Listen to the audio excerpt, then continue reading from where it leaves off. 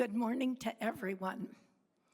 To those of you who are here in the fellowship hall, and to you who are with us on live stream 971. Today is Mardi Gras Day, and I don't have purple or gold or green on, but I promise I will come to the celebration with those colors later in the day. 50 years ago, President Gerald Ford designated February as Black History Month. And during the Ronald Reagan administration, he made it law that every year we celebrate February as Black History Month. Unfortunately, there were systems in our country that gave us dark chapters in our history, slavery being one of them. However, good came about through the movement called abolition. And some of you may remember some major names of abolition times. Today we will learn a review of some of the major voices and some of the more minor voices that you might never have heard of before this time. Kelly Hancock of the Civil War Museum right here in Richmond will speak with us. She is a native of New Mexico and a graduate of Eastern New Mexico University. She enjoys educating people of all ages and offers to come to us. So we are grateful to hear about the voices of abolition by Kelly Hancock. Please welcome Kelly.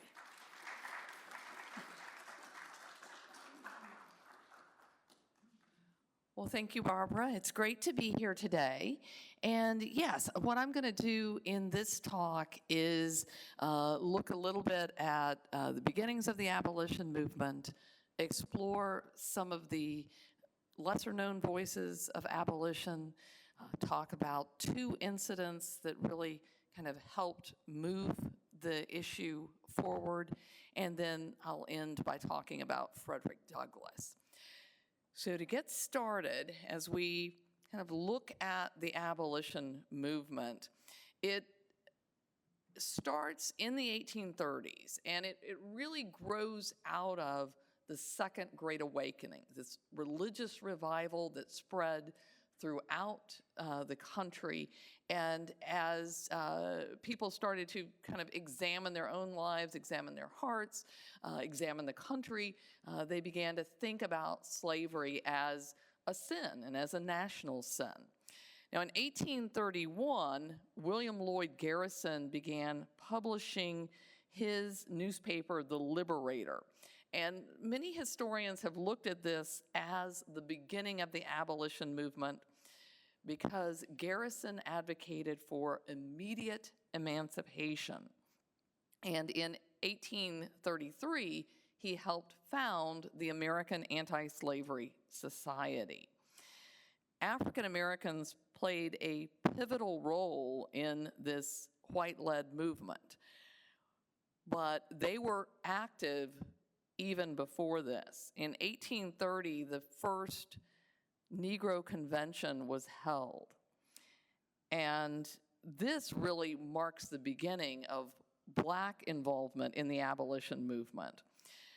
But today, I think very few Americans are familiar with some of these names outside that of Frederick Douglass. And even though many historians have kind of looked at Garrison's publication of The Liberator as the beginning of the movement, Dr. Eric Foner of Columbia says that it's David Walker that we should be dating the movement from. From his publication of an appeal, which is Walker's Appeal, in 4 articles, and you can see the full title there. Those Victorian titles tend to go on and on. But Walker first published his appeal in 1829. Now, who was David Walker? Well, first of all, let me ask, anybody familiar with David Walker? All right, that's great. I always like introducing audiences to new people. But David Walker was born in 1796 in Wilmington, North Carolina. He was the son of a free African-American woman and an enslaved man. And a person's legal status at the time depended upon that of the mother. So because David Walker's mother was free, he was born free. Now, he was born in North Carolina, but he ended up making his way to Boston and set up a used clothing store on the waterfront. He started attending anti-slavery meetings and became involved in the abolition movement. And he contributed to a magazine known as the Freedmen's Journal. And this is really the first African-American newspaper or publication in the U.S. It was based in New York. And before long, David Walker had become Boston's leading anti-slavery advocate. And then in 1829, he published his appeal. And hundreds of copies of this pamphlet were smuggled to points in the South. And one way he was able to do this is Walker, his business catered to a lot of sailors. So he would sew the pamphlets into the linings of the coats, and the sailors, as they went to various points, would then distribute those pamphlets. And he also, because he had those connections in North Carolina, he was able to ship boxes of copies as well. Now, the appeal electrified public. It inspired enslaved people, and it struck fear in the hearts of white people. Walker's appeal called for immediate emancipation in language that was filled with fervor. It's almost prophetic in tone. So I'm going to share just a few excerpts of his appeal. He said, "Do you suppose one man of good sense and learning would submit himself, his father, mother, wife, and children to be slaves to a wretched man like himself, who instead of compensating him for his labors, chains, handcuffs, and beats him and family almost to death, leaving life enough in them, however, to work for and to call him master? No, no, he would cut his devilish throat from ear to ear, and well-do slaveholders know it." So Walker emphasized that this system and this subservience was not the natural condition of man. It's not natural for a man to put himself in this situation. And it's only because of years of bondage and lack of education that this institution of slavery is continuing. He went on to say, "The bare name of educating the colored people scares our cruel oppressors almost to death. But if they do not have enough to be frightened for yet, it will be, because they can always keep us ignorant, and because God approbates their cruelties with which they have been for centuries murdering us. The whites shall have enough of the blacks yet, as true as God sits on his throne in heaven. I hope that Americans may hear, but I am afraid that they have done us so much injury and are so firm in the belief that our Creator made us to be an inheritance to them forever, that their hearts will be hardened, so that their destruction may be sure. This language perhaps is too harsh for Americans' delicate ears. But, O Americans, Americans, I warn you in the name of the Lord, whether you will hear or forbear, to repent and reform, or you are ruined. Do you think that our blood is hidden from the Lord because you can hide it from the rest of the world? Will he not publish your secret crimes on the housetop.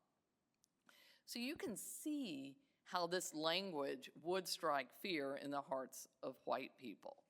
And before Walker's appeal, abolitionists had talked merely about gradual emancipation.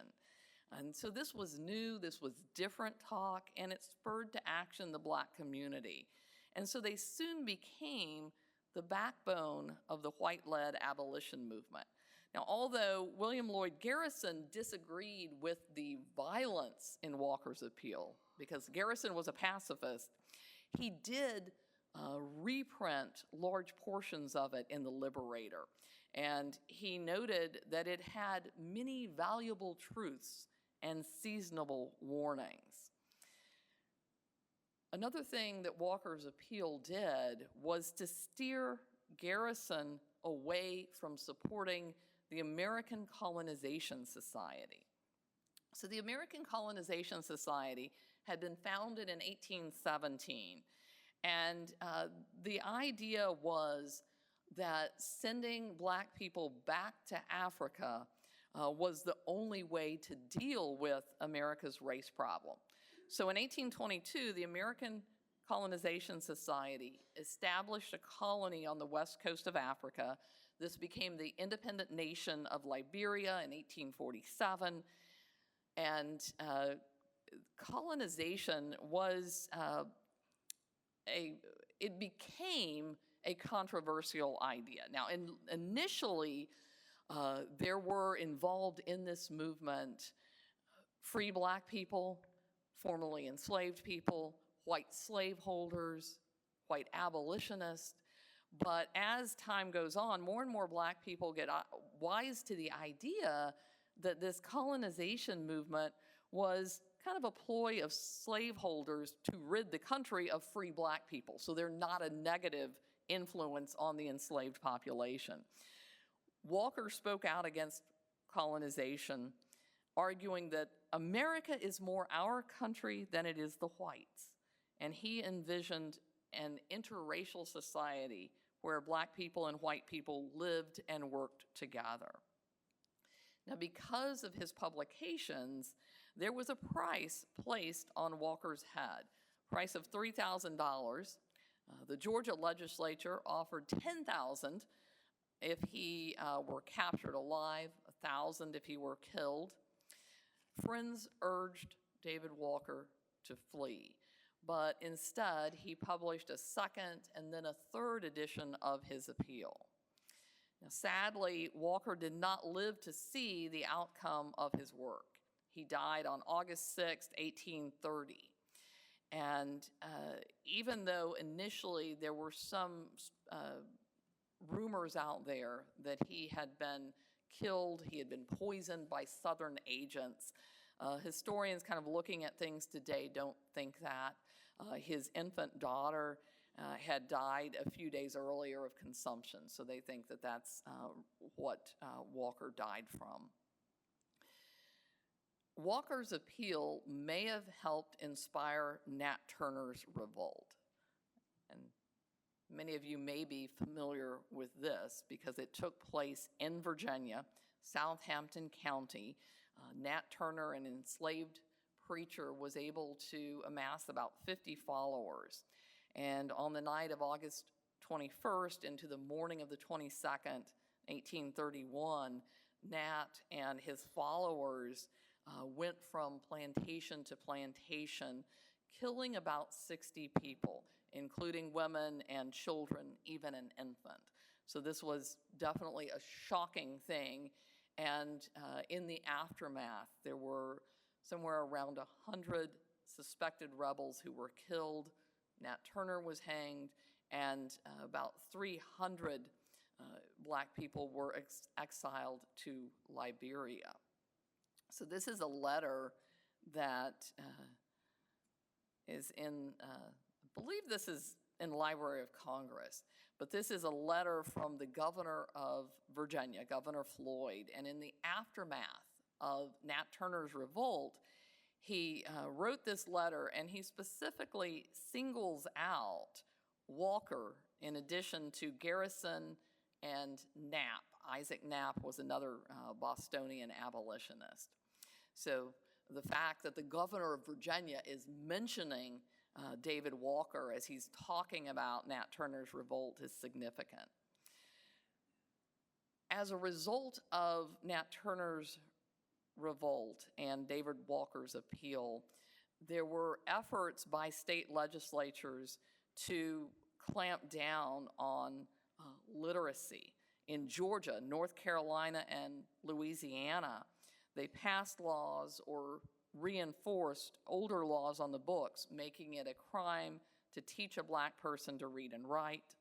In Wilmington and Savannah, both port cities, laws were passed that required free black sailors from the North to be jailed during the ship's time in port.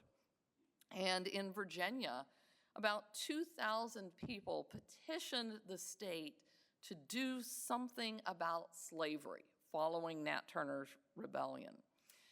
And it's interesting because as they debated in the Virginia General Assembly, they got very, very close to adopting a system of gradual emancipation.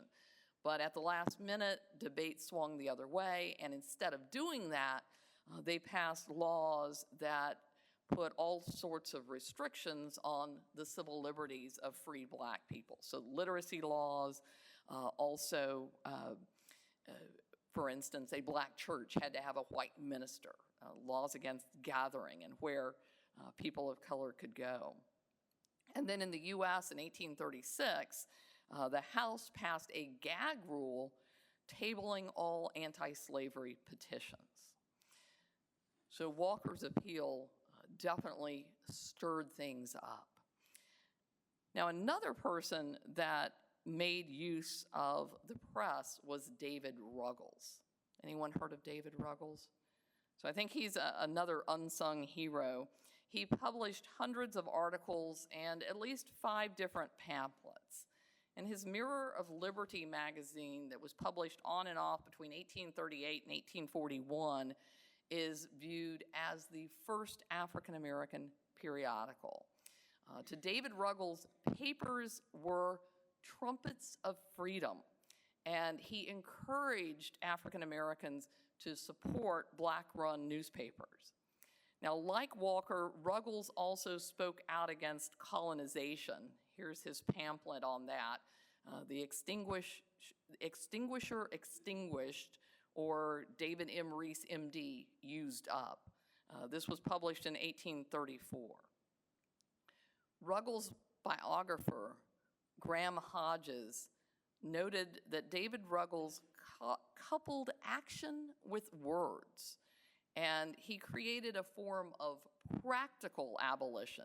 He steered the movement away from simply debate and into direct confrontation with slavery. Now, David Ruggles was a Northerner. He was born in Norwich, Connecticut in 1810. He was the son of a blacksmith and a caterer. They were both free, and his mother had been a founding member of the Methodist Church. So that's the way Ruggles was educated. He was educated in religious charity schools. And then when he was 17, David Ruggles moved to New York City, and he opened a grocery store there in 1828. And then he got involved in the anti-slavery movement, and when he did that, he turned his grocery store into a bookshop. And this became the first African-American owned bookstore in the nation. In 1835, Ruggles was one of 400 delegates who organized the New York branch of the American Anti-Slavery Society. He was also secretary and general agent of the New York Committee of Vigilance. Now, the committees of vigilance that sprang up in the North were designed to aid fugitive slaves. So when an enslaved person escaped and made their way up north, there very often planters, southern slaveholders would send agents up to capture these fugitive slaves. And sometimes they weren't too specific about who they captured and brought back. They would just pick up any black person that was similar to the slave being described. So the committees of vigilance were set up to try to keep this from happening. And working in tandem with the New York Manumission Society, they were able to ensure that black people received hearings before they were carted off back to the South. And by 1838, Ruggles and his committee had saved a reported 522 individuals. So this work of these vigilance committees is really one aspect of the Underground Railroad, and it's one of those aspects that people aren't as familiar with. But the Underground Railroad was, of course, this network, this very loose network. There was no head, there was no governing body. It's made up of a lot of different local networks, individuals working to aid fugitive slaves. And between 1810 and 1850, there were somewhere around 100,000 enslaved people that escaped through the Underground Railroad. Of course, one of the people that everyone is familiar with is Harriet Tubman. She was not the only conductor on the Underground Railroad, but certainly the one that we're most familiar with. So Ruggles established a network of churches and safe houses all across the southeast or southeast New York. And the committee spurred the creation of other committees of vigilance in Philadelphia, Albany, Boston, Rochester, Cleveland, and Detroit. Ruggles himself claimed that he helped as many as 400 enslaved people, and the most famous of these was Frederick Douglass. When Frederick Douglass first escaped and made his way to New York in 1838, Ruggles sheltered Douglass in his bookstore. In fact, that's where Frederick Douglass and his first wife, Anna Murray, were married. Now, Ruggles attacked slavery in other ways. New York had abolished slavery in 1827.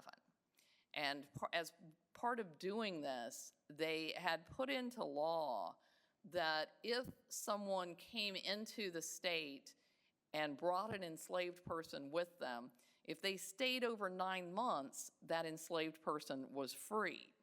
And it was pretty common practice for Southern businessmen to bring enslaved servants with them and to have very long stays in New York. So what Ruggles did was to keep track of this, and when he realized that an enslaved person had been in the city for over 9 months, he would literally go to the home, knock on the door, and inform the enslaved person who was there that they were indeed free. The other thing that Ruggles did was, since the international slave trade had been outlawed in 1808, even though it was against the law to bring enslaved people into the country, that still happened occasionally. Sea captains ignored the law, smuggled in enslaved cargo. So Ruggles kept an eye on the ports and would report captains who violated the law. As a result of his activist stand, Ruggles suffered numerous hardships. In 1835, a mob burned his bookshop. He was jailed more than once. He narrowly escaped being captured and sold south on at least one occasion. On another, he was kicked down a flight of stairs. And on another occasion, he was thrown from a train and then later from a ferry because Ruggles would refuse to sit in the colored-only section. He would sit where he wanted to, and as a result of that, he was thrown off. And all of this abuse did take a toll on his health. So by the time that he was 28, he was nearly blind. He was suffering from chronic bowel disease and ended up spending his last years at the Northampton Association of Education and Industry in Massachusetts. And this was a utopian community that sought to build a society where, quote, the rights of all are equal without distinction of sex, color, or condition, sect, or religion. And interestingly enough, the commune's founder was George Benson, who was William Lloyd Garrison's brother-in-law. So it's not a surprise that abolition was one of their chief goals. So Ruggles found refuge there, and then he ended up taking hydropathic treatments, even became a doctor of hydrotherapy, and established the first water cure hospital in the U.S. And he died December 18th, 1849, not yet 40 years old. And since I'm talking about the Northampton commune, I'll mention our next individual, Isabella Baumfree. Now, you might not have heard the name Isabella Baumfree, but you are probably heard of Sojourner Truth. She is a name that I think is familiar to many people. But she was born in the late 1700s in Ulster County, New York, as Isabella Baumfree. And as a child, she spoke only Low Dutch, which is a dialect of Dutch that was spoken by immigrants from the Netherlands. And at the age of 9, she ended up being sold. She would be sold twice more. She was at one point cruelly beaten by the second person who enslaved her. And she was beaten because she couldn't understand English. So there was that language barrier. And her last enslaver was a man named John L. Dumont. And he arranged for her to marry another enslaved person named Thomas. And they had 5 children together. Now, in 1817, New York State Legislature had voted to emancipate enslaved people by July 4th, 1827. And Dumont had told Isabella that if she worked really, really hard, he would set her free a year early. Well, by the end of that year, she came to Dumont and he said, you didn't really work hard enough. And with that, she determined that she was going to be free anyway. So early one morning, with her youngest child on her back and a prayer to God that he would direct her to safety, she set off. And she ended up finding safety in the home of a man named Isaac van Wagner, who paid a sum to compensate Dumont for her last years of labor. During this whole time, she learned that her 5-year-old son had been sold to an out-of-state buyer. And this was against the law. So with the help of some Quakers, she, and I think this is just one of those amazing things, but she was able to enter a successful complaint to the grand jury and get her son returned. So she, and then she got a lawyer to help her win custody of her son. Sojourner Truth was very active in the Methodist Church. She ended up traveling up to New York City to participate in charity work there, primarily with a mission to prostitutes. And the group that she became involved with, there were kind of some shady dealings that went on with the minister and some of his associates. So she eventually found herself out of a job, and really she had kind of given her whole life savings, everything that she had earned to this ministry. But she felt that God called her to be a traveling minister. So she left the city of New York on June 1st, 1850, and then headed out, or 1843 rather, and then headed out traveling all across the country. She traveled throughout New York, Connecticut, Massachusetts, and everywhere she stopped, everywhere she preached, she attracted these huge crowds. And then in her travels, she ends up in Northampton, and becomes involved with the work of the commune there, the Northampton Association. And that's kind of how she gets into being a speaker for abolition and also for women's rights. And in 1846, after the association folded, Sojourner Truth joined the anti-slavery circuit. And if you can see, I don't know if you can make out in the photograph there, but it says, "I sell the shadow to support the substance." So that's what she did. She sold these little images of herself to support herself. And when Frederick Douglass heard her speak, he described her as a strange compound of wit and wisdom, of wild enthusiasm and flint-like common sense. Now, Truth continued to be an activist even during the Civil War. She helped to recruit black troops and met Abraham Lincoln. And then after the war, she worked for the National Freedmen's Relief Association and really tried to get Western land grants for formerly enslaved people. So that is Sojourner Truth. And with that, I want to kind of transition and look at how the efforts of two men to achieve freedom for themselves helped draw attention to the abolition movement. So the first one that I want to talk about is Anthony Burns. Anthony Burns was born into slavery in Stafford County, Virginia. Both his parents were enslaved, and from the time that he was a young man, he was hired out to work at various jobs. And if you're not familiar with it, this process of hiring out was very common in the South. And basically, because enslaved people were considered property, they could be bought, they could be sold, or they could be rented. And typically that rental term was for a full year, but sometimes enslaved people were rented for a few months or to do a single job. Burns, as he was being rented out, took every opportunity that he could to educate himself. And he was able to do this through a number of ways. Sometimes it was through a white person actually teaching him. He also was very active in the Baptist church at Falmouth, and that was a mixed congregation of white and black people.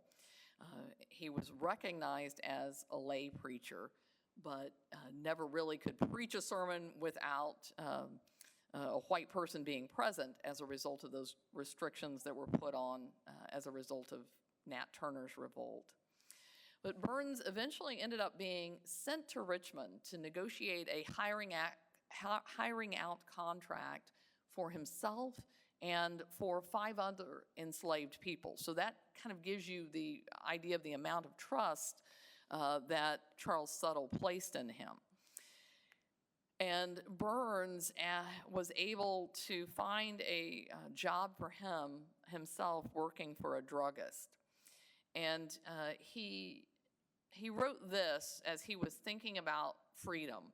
He said, "I began to learn that there is a Christ who came to make us free. I began to hear about a North and to feel the necessity for freedom of body and soul." So he had a friend who worked down at the docks, and he arranged things with this friend so that one February morning in 1854, he was able to stow away aboard a Boston-bound cargo ship. He was kind of stuffed into this little cubicle for this 3-week journey. And during that time, he endured freezing temperatures. He had very little food or water, only what his friend could kind of smuggle to him. But when Burns reached Boston, he was free, or at least so he thought. He found work in a clothing store, was there for about a month, and then on May 24th, as he was walking home from work one evening, he was arrested as a fugitive slave. Now, one thing that had transpired was in 1850, as part of the national compromise that allowed California to come in as a free state, a stricter fugitive slave law was put into place. And this law required northern authorities to cooperate with southern slave catchers. And it also placed very heavy penalties on people who did not cooperate. So Burns ended up being arrested and Burns really felt like it was kind of up for him. Like, he knew that he was a fugitive slave. He knew that his enslaver, Charles Suttle, could identify him. So he didn't really feel like there was any need fighting. But the Boston Vigilance Committee felt like there was a chance. So they sent a lawyer, Richard Henry Dana Jr. You might be familiar with that name because he is the author of the book 2 Years Before the Mast. And during the Civil War, he would serve as a U.S. attorney in Lincoln's administration. But Burns was supposed to come before the judge, Judge Loring. And Dana came and argued with the judge to delay the hearing for 2 days until Monday, May 29th. Now, in the meantime, there were a lot of abolitionists that had gathered in Boston, and there was about 5,000 abolitionists who gathered at Faneuil Hall, and they met to discuss, what are we going to do about Anthony Burns? Now, in the meantime, there was a much smaller gathering of black abolitionists who held a separate meeting, and they decided to take immediate action. So they headed for the courthouse where Burns was being held. White abolitionists got word that this was happening, so they joined in the assault on the courthouse. In the midst of this interaction, there was a deputy that was killed, but in the end, the rioters were repulsed. But the U.S. Marshal asked President Franklin Pierce to send a company of Marines. So this is how serious this is becoming. And then on the day of the hearing, on Monday, Dana appealed to a higher law. He made the case, if you decide against Burns, a free man is made a slave forever. The eyes of millions are upon you, sir. You do an act which will hold its place in the history of America. May your judgment be for liberty, not slavery. Now, meanwhile, kind of behind the scenes, Charles Suttle had arranged with some of Anthony Burns' friends to sell him for $1,200. Well, the U.S. District Attorney found out about this and was not very pleased. He reminded Suttle and the abolitionists that the sale of slaves was against the law in Massachusetts, and he told Suttle that if he went through with the sale, he would be responsible for all the government's expense in the matter so far. So Suttle said, okay, I won't turn Burns over to the abolitionists. And he told them, we'll just wait till he gets sent back to Virginia. Well, June 2nd, 1854, Judge Loring made his decision, and in spite of Dana's eloquence, he ruled that Burns had to be returned to Suttle. Anthony Burns was escorted by 5 companies of U.S. troops to a ship that had been specifically sent by President Pierce.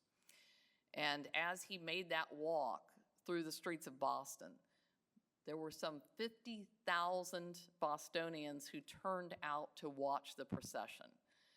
Many windows were draped with black crepe. There's even an account of someone hanging out of the window a coffin with the words, "The Funeral of Liberty," written on it. And I always think if Steven Spielberg could get a hold of this story and put it into film, I think it would just be absolutely amazing to watch. But Burns was returned, and he ended up being imprisoned in Richmond at Lumpkin's Jail. I'm sure many of you have heard of Lumpkin's Jail. And he was eventually sold to a North Carolina slave trader.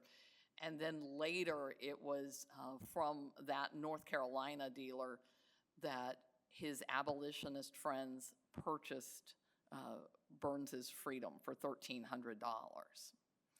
And Anthony Burns went on to study at Oberlin College to become a Baptist minister, but his life was fairly short. He died at age 28 from tuberculosis.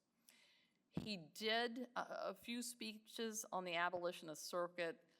Copies of his story, his narrative, were sold.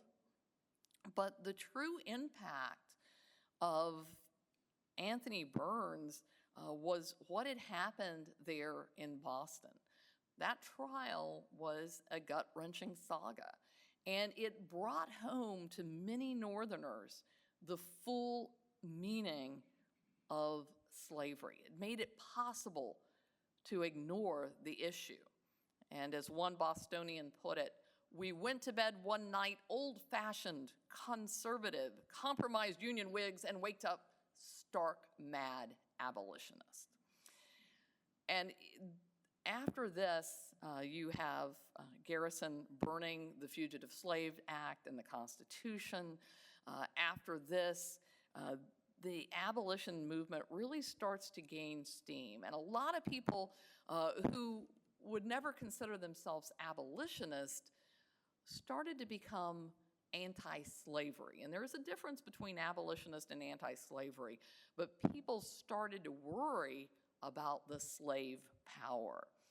And another thing that drives Northerners into feeling that those Southern slaveholders are exercising far too much power in the nation as a whole is this next case that has to deal with Dred Scott. Dred Scott, born in Virginia, 1799, and his enslaver, Peter Blow, took him to Alabama and then took him to St. Louis, Missouri in 1830. Then Peter Blow died. Scott was sold to a military surgeon named John Emerson, and for 12 years, Scott traveled with Emerson to post in Illinois and in Wisconsin territory. Both were free. And during this time, Dred Scott married Harriet Robinson. They had 2 children. And then in 1843, John Emerson died, and his wife hired Dred Scott and his family out to an Army captain. And it's at this point that Dred Scott attempted to purchase his freedom, and he had saved up $300. Well, that was not enough to Mrs. Emerson, so she said no. And in 1847, Dred and Harriet Scott decided to gain their freedom by petitioning the court. They claimed that their residence in the free state of Illinois and the free territory of Wisconsin made them free. And I'll mention that this is not the first freedom suit. There were others. This was pretty typical for this to happen. But with Dred Scott, it ended up taking 10 years to get to the U.S. Supreme Court. And I think a lot of people don't realize how long it took for this case. So there were some times Dred Scott is winning, and then Mrs. Emerson appeals, and she wins, and then Scott. So it goes back and forth, but it finally reaches the U.S. Supreme Court. Now, the U.S. Supreme Court was dominated by Southerners, and the Chief Justice, Roger B. Taney, speaking for the majority, declared that Scott is not a citizen. So he declared that Scott was not a citizen because he is a Negro of African descent. And he said that free Negroes and mulattoes are not citizens within the meaning of the Constitution of the United States. So as a non-citizen, Dred Scott had no right to even be appealing his case to the court. Now, the other thing that the court did was ruled that the Missouri Compromise of 1820 was void. So the federal government did not have the power to prohibit slavery in the territories. And as a result of this, there's a lot of pushback. The Dred Scott ruling was extremely unpopular.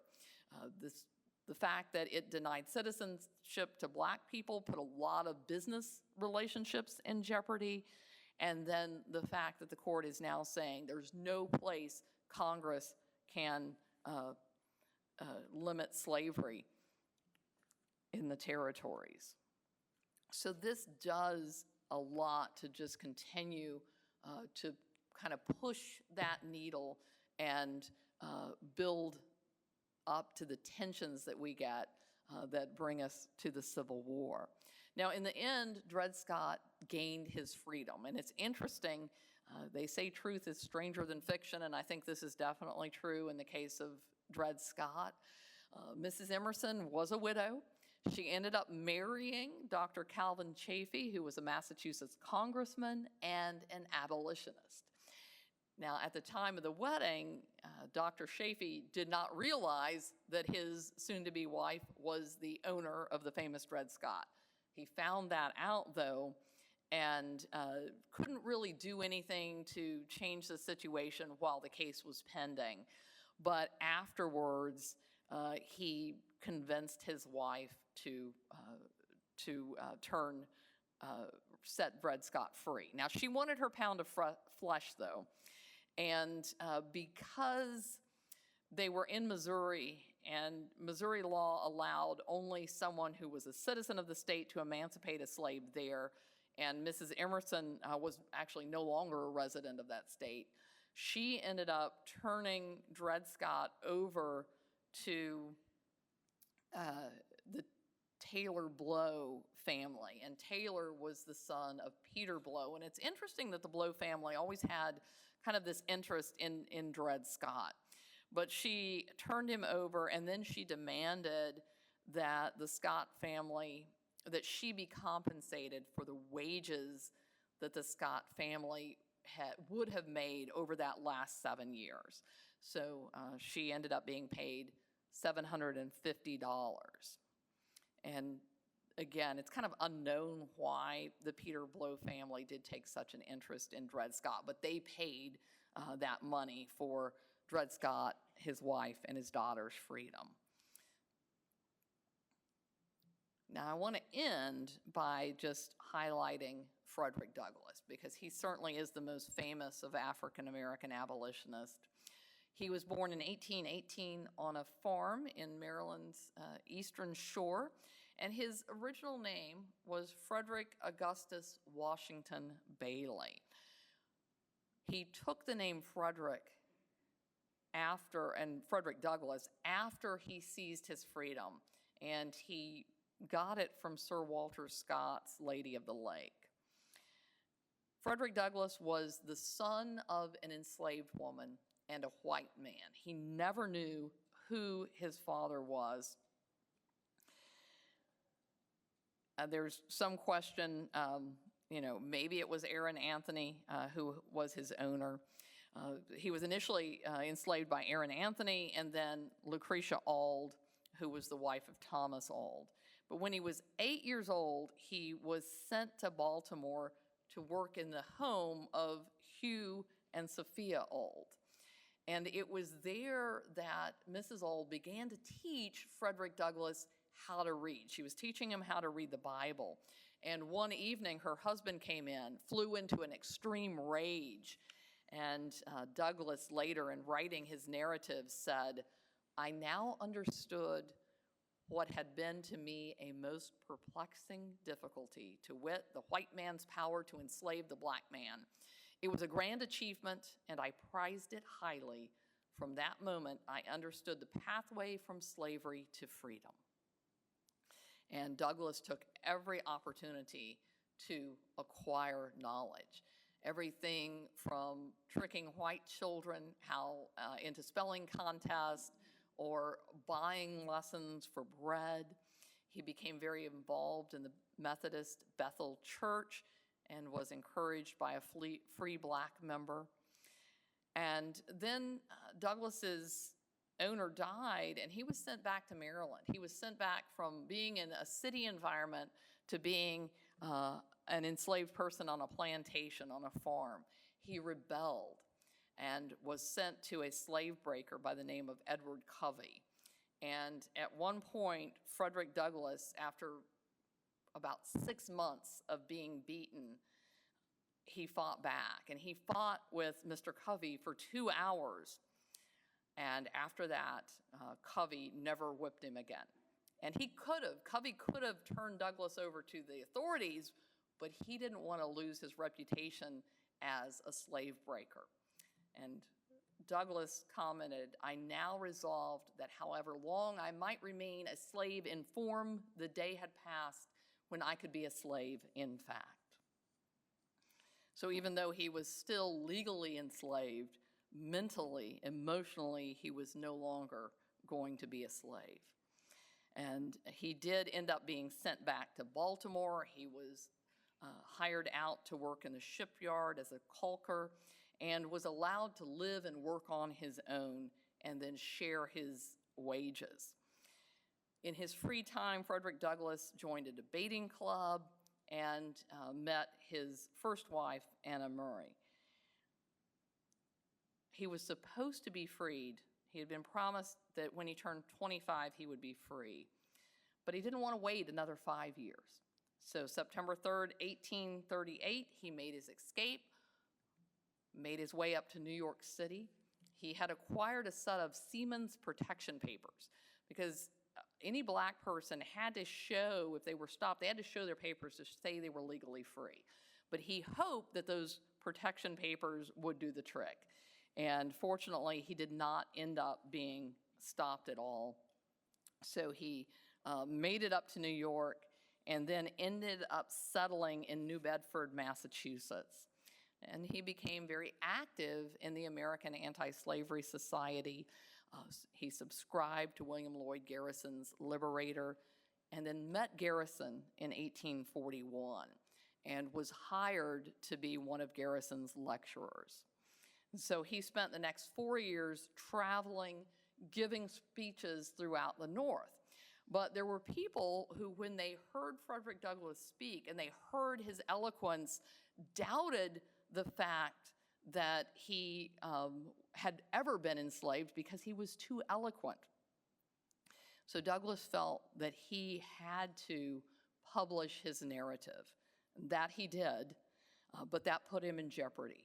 So as a result of that, he sailed to England, and fortunately, there were 2 British men who purchased his freedom. So at the age of 28, Frederick Douglass was finally legally free. He made his home in Rochester, published a paper called the North Star in 1845, and that paper existed on and off for about 16 years.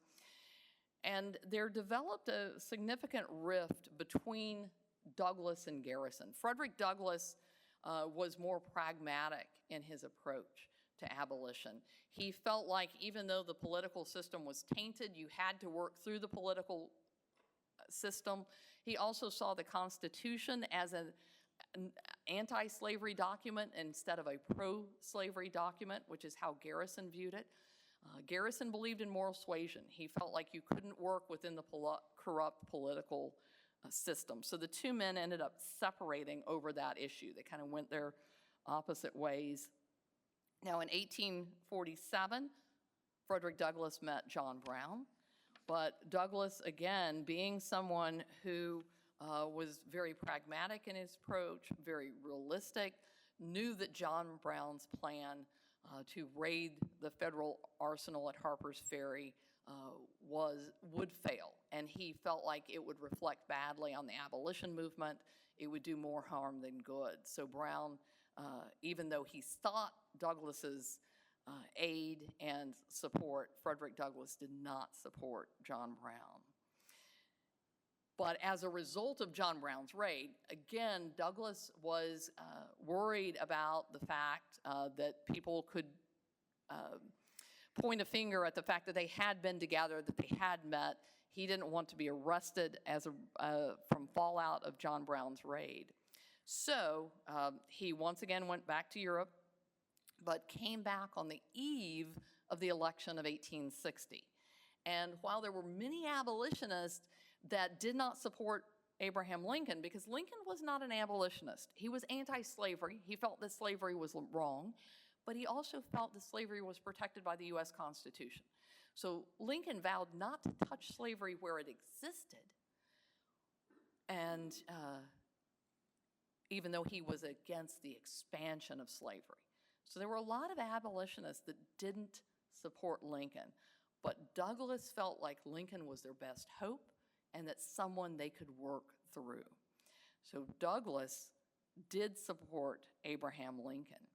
And then what he did once Lincoln became president was to nag Lincoln and push Lincoln toward emancipation. For Douglas, there were two main war goals.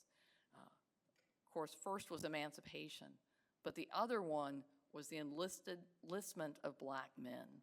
He said, once let the black man get upon his person the brass letters U.S., let him get an eagle on his button and a musket on his shoulder, there is no power on earth which can deny the right to citizenship in the United States.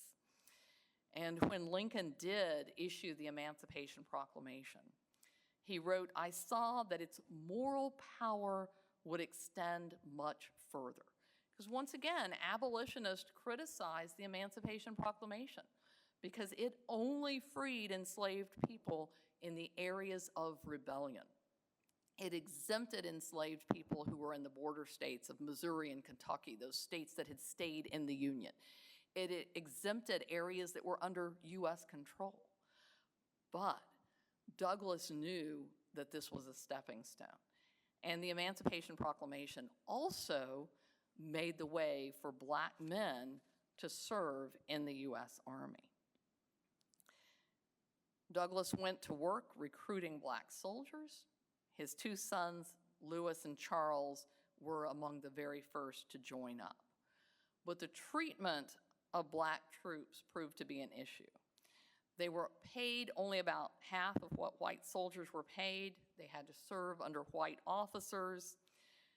And significantly, the Confederacy refused to acknowledge them as soldiers. In the eyes of the Confederate government, they were slaves in rebellion. So they could be put back into slavery.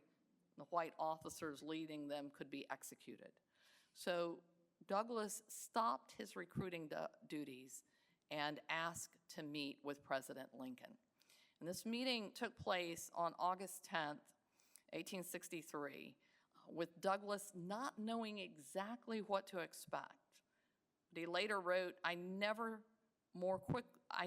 was never more quickly or more completely put at ease in the presence of a great man than in that of Abraham Lincoln. And he felt that Lincoln showed deeper moral conviction against slavery than he previously had seen. And even though in this meeting Lincoln made no promises, before the month was out, he had warned the Confederacy that retaliatory measures would be taken for every Union soldier killed or enslaved against the rules of war.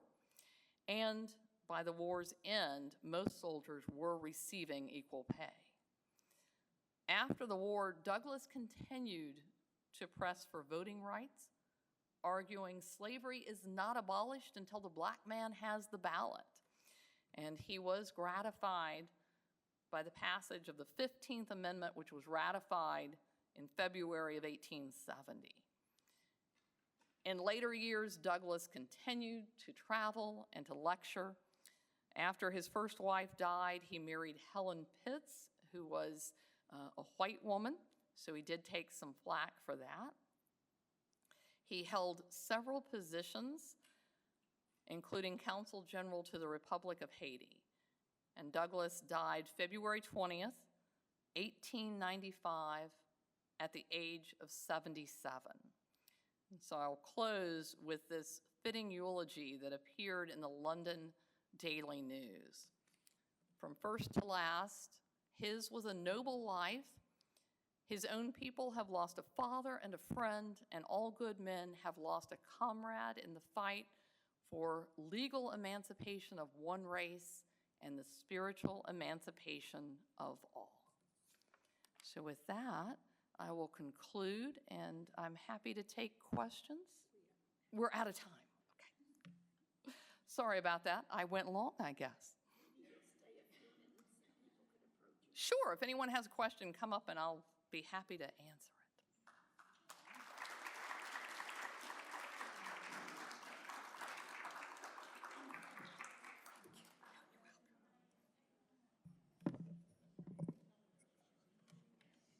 Next month, the Cedarfield Forum will present Reverend Michael Renninger, who will talk about the legends, myths, and reality of St. Patrick.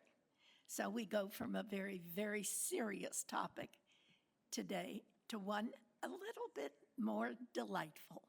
Thank you so much for coming and joining us all today. Thank you.